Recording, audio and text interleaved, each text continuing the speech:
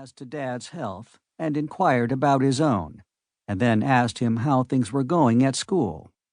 As well as could be expected, he told me, and I gathered that he kept his point of expectation safely low.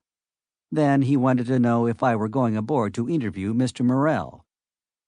Really, Walter, it is a wonderful thing that a famous author like Mr. Morrell should come here to write a book about our planet, he told me, very seriously, and added, as an afterthought, Have you any idea where he intends staying while he is among us? Why, yes, I admitted.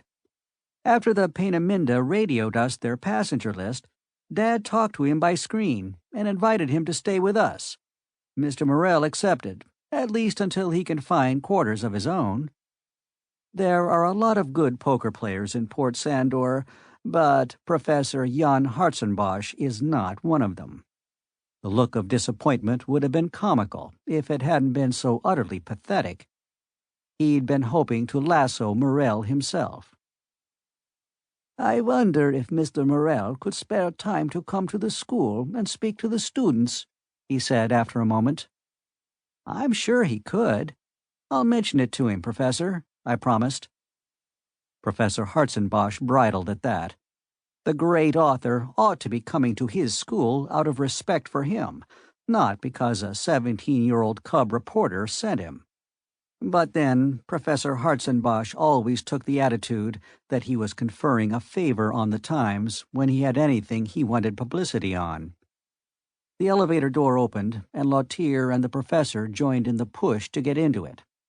I hung back, deciding to wait for the next one so that I could get in first and get back to the rear, where my hamper wouldn't be in people's way.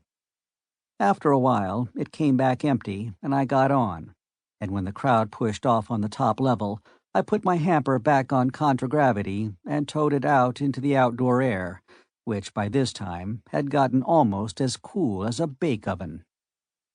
I looked up at the sky, where everybody else was looking. The Peeneminda wasn't visible. It was still a few thousand miles off planet. Big, ragged clouds were still blowing in from the west, very high, and the sunset was even brighter and redder than when I had seen it last, 10 hours before. It was now about 16:30. Now, before anybody starts asking just who's crazy, let me point out that this is not on Terra, nor on Balder, nor Thor, nor Odin, nor Freya, nor any other rational planet. This is Fenris, and on Fenris, the sunsets, like many other things, are somewhat peculiar. Fenris is the second planet of a G4 star, 650 light-years to the galactic southwest of the Sol system. Everything else equal, it should have been pretty much Terra type, closer to a cooler primary and getting about the same amount of radiation. At least, that's what the book says.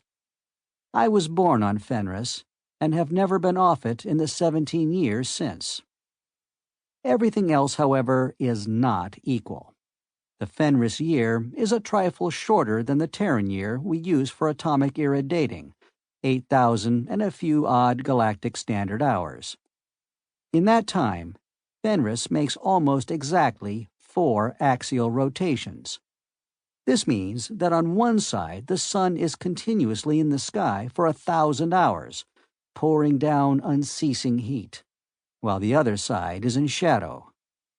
You sleep 8 hours, and when you get up and go outside, in an insulated vehicle or an extreme environment suit, you find that the shadows have moved only an inch or so, and it's that much hotter. Finally, the sun crawls down to the horizon and hangs there for a few days, periods of 24 GS hours, and then slides slowly out of sight. Then, for about 100 hours, there is a beautiful, unfading sunset, and it's really pleasant outdoors.